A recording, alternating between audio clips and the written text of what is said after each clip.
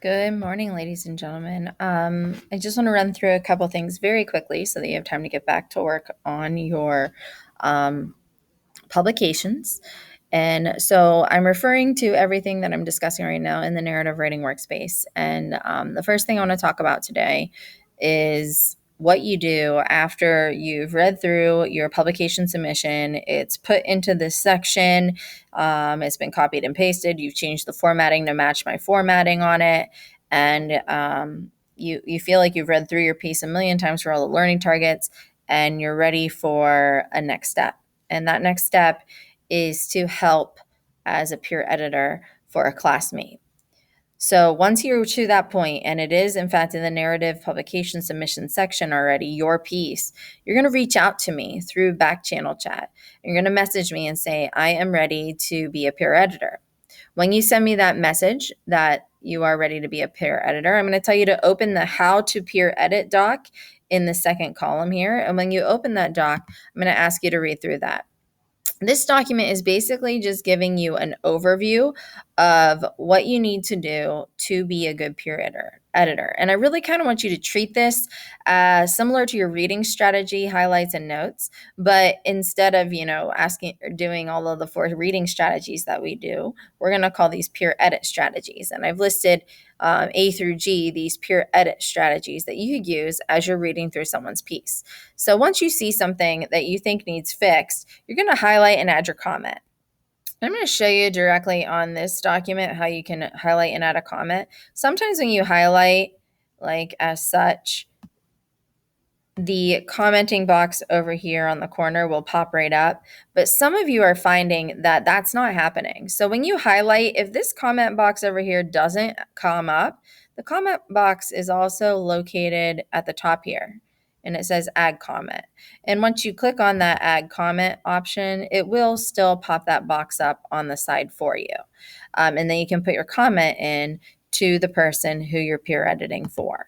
So either when you highlight, that box will come up on the side. If it does not, just go right up here on the top to that add comment button. You can add your comment that way too.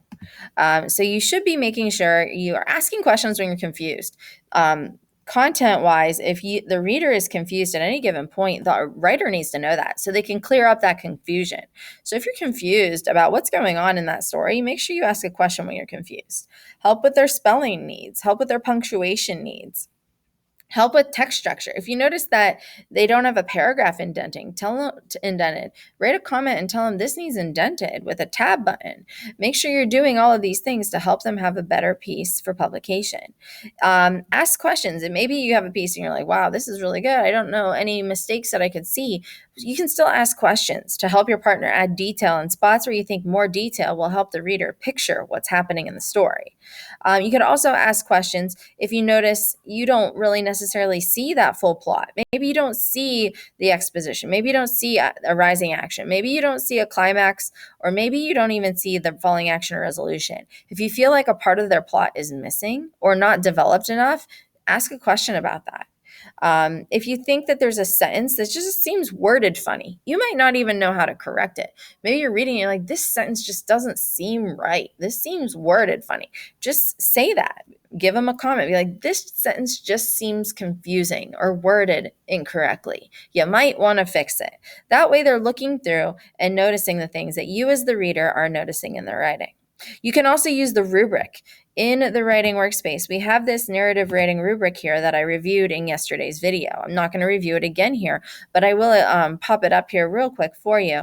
You could look at the features of each of the bulleted items in the rubric that were discussed in yesterday's video, and just make sure that your partner is also adhering to every aspect of the rubric, so they're going to get a 100 on this piece.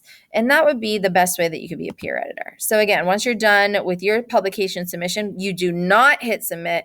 We'll all do that together on Thursday by the end of class. We need those documents unsubmitted right now so that way we have the opportunity to do this peer edit activity. Because once you submit, you can't edit or revise your writing.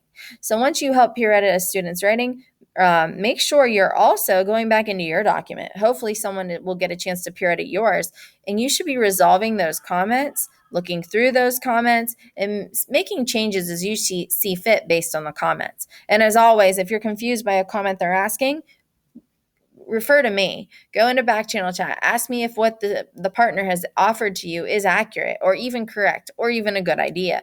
If you're a little bit confused or even uncomfortable with the correction that your partner has asked you to make, ask me. I can help out with that. The second thing I want to discuss is this new box here called presentation submission. It says in this box to please fill the whole thing out with a basic overview of each area of your story. Make sure you are both precise and concise so it's easy to read each box because you're going to have this projected for your presentation. Practice each area as you'll be presenting this overview of your narrative to the class next week.